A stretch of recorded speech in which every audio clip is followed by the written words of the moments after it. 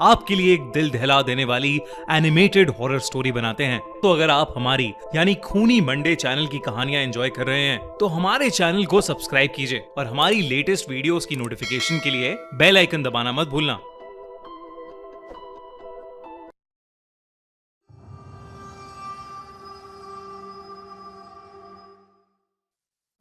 Labubu horror story. मिलेन अपने dog bio के साथ चाइना के शंघाई शहर में रहती थी। वैसे तो वो चाइना के एक छोटे से गांव से थी, पर अपने फादर की डेथ होने के बाद वो अपनी माँ और बहन के लिए पैसे कमाने शंघाई शिफ्ट हुई थी। मिलेन की पर्सनालिटी बहुत ही स्वीट सी थी और वो एक टॉय शॉप में काम करती थी। उसे टॉयज बहुत पसंद थे, लेकिन उन टॉयज में से उसे सबसे ज्यादा पसंद थी डॉल्स। क्योंकि वो एक टॉय शॉप में काम करती थी तो वो डिस्काउंटेड रेट्स पर अपनी मनपसंद डॉल्स ले लेती थी। उसके घर में अलग अलग देशों से आई हुई यूनिक डॉल्स थी। एक दिन उसकी शॉप में एक लिमिटेड एडिशन लबूबू डॉल का कलेक्शन आया, जहां सारी डॉल्स आते ही बिक गईं। एक डॉल मेलिन ने पहले से ही अपने लिए अलग रख ली थी। उस लबूबू डॉल का कलर गोल्डन था, एक ऐसा शेड जो बाकी लबूबू डॉल से अलग था। वो डॉल बहुत ही सुंदर थी और उस लबूबू जितनी क्यूट स्माइल मेलिन ने पहले कभी नहीं देखी थी। मेलिन उस लबूबू डॉल को अपने घर ले गई। वो उस दिन बहुत खुश थी और बस उस लबूबू डॉल को निहारती जा रही थी। उस डॉल की प्यारी सी नीली आंखें, गोल्डन कलर का सुंदर सा फर, लंबे लंबे कान और प्यारी सी बड़े बड़े दांतों वाली स्माइल। मेलिन ने उस लबूबू को जोर से गले लगाया, उसकी ढेर सारी फोटोज खींची और अपने डॉग बाओ को उसकी डॉल फैमिली के नए मेंबर से इंट्रोड्यूस कराया। पर जहां बाओ सारी डॉल्स को देखकर खुशी से अपनी पूंछ हिलाता हुआ पूरे कमरे में इधर उधर भागता था, वहीं वो उस लबूबू डॉल को देखकर बहुत जोरों से भौंकने लगा, गुर्राने लगा। मेलिन को ये बात थोड़ी अजीब लगी, पर उसने सोचा कि बाओ शायद डर रहा होगा, तो उसने डॉल को अपनी शेल्फ पर रखा और सोने चली गई। मेलिन का डॉग बाओ, जो हमेशा उसके पास सोता था, उस डॉल को घूरता रहा और कमरे से बाहर भाग गया। अगली सुबह ऑफिस जाने से पहले बाओ लबूबू को देखकर जोर से भौंक रहा था। जैसे ही मेलिन घर से निकलने वाली थी, बाओ ने उसकी जीन्स पकड़ ली और उसे खींचकर उसके शेल्फ के पास ले जाने लगा। मेलिन ने बाओ को डांटा, लेकिन वो सुन ही नहीं रहा था। मेलिन ने गुस्से में बाओ को बाथरूम में बंद कर दिया और शॉप के लिए निकल गई। उस दिन उसका अपने टॉय स्टोर में सबसे खराब दिन गुजरा। हमेशा सबसे प्यार से बात करने वाली मेलिन अपने कस्टमर से लड़ पड़ी और उसे पता नहीं उस पर इतना गुस्सा आ गया कि वो उसके ऊपर चिल्ला दी। उसके बॉस ने उसी वक्त मेलिन को बहुत डांटा और उसे काम से निकाल दिया। मेलिन को कुछ समझ नहीं आया कि उसे अचानक इतना गुस्सा कैसे आ गया। वो रोते रोते वापस घर गई। उसने अपने बाथरूम का दरवाजा खोला। This is a true story.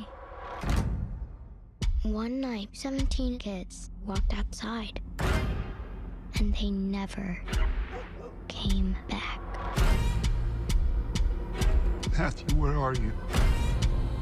A lot of people die in this story in a lot of really weird ways.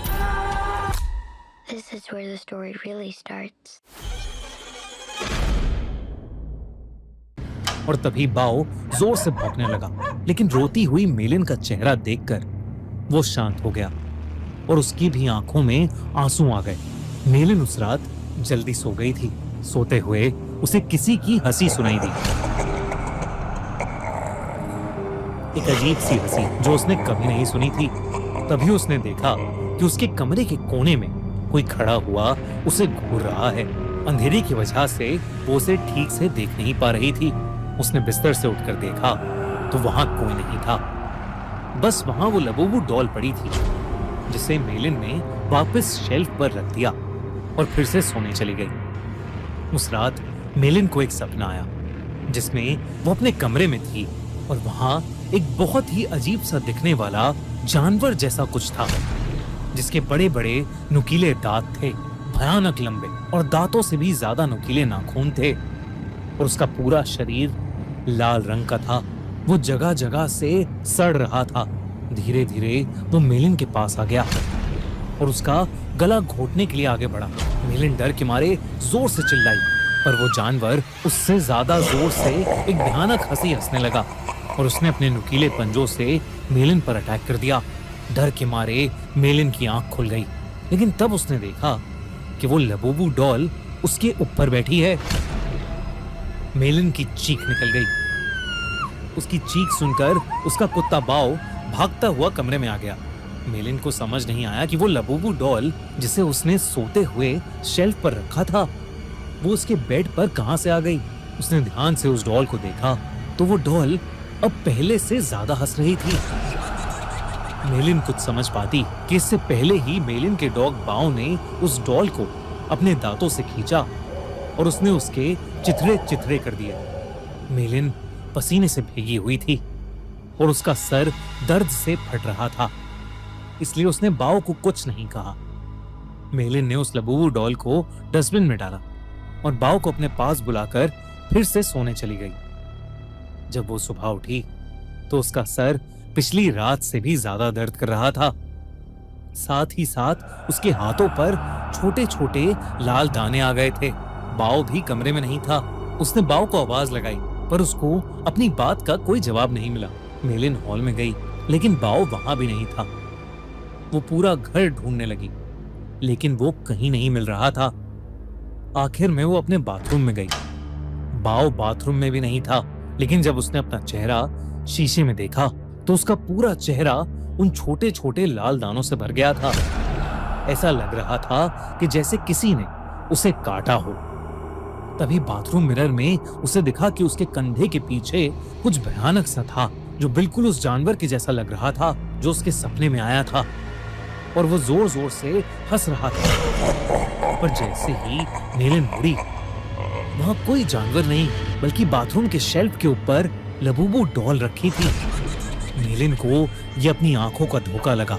उस लबूबू डॉल को तो उसके कुत्ते बाओ ने तहस नहस कर दिया था, तो अब वो डॉल वहां कैसे आ सकती थी। बल्कि अब उस डॉल के चेहरे की स्माइल एक प्यारी सी स्माइल से बदलकर एक बहुत भयानक हंसी में बदल चुकी थी।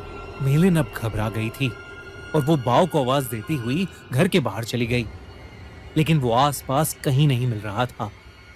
जब वो वापस घर में घुसी तो उसके होश उड़ गए। वो लबूबू डॉल अब किचन के सिंक के पास पहुंच गई थी। उस डॉल के हाथ और दांत लाल पड़े थे। जब मेलिन ने सिंक के नीचे देखा तो उसके रोंगटे खड़े हो गए। वहां उसके डॉग बाओ की बॉडी पड़ी थी और उसमें से खून बह रहा था। ऐसा लग रहा था कि जैसे उसको किसी ने बुरी तरह नोच खाया है।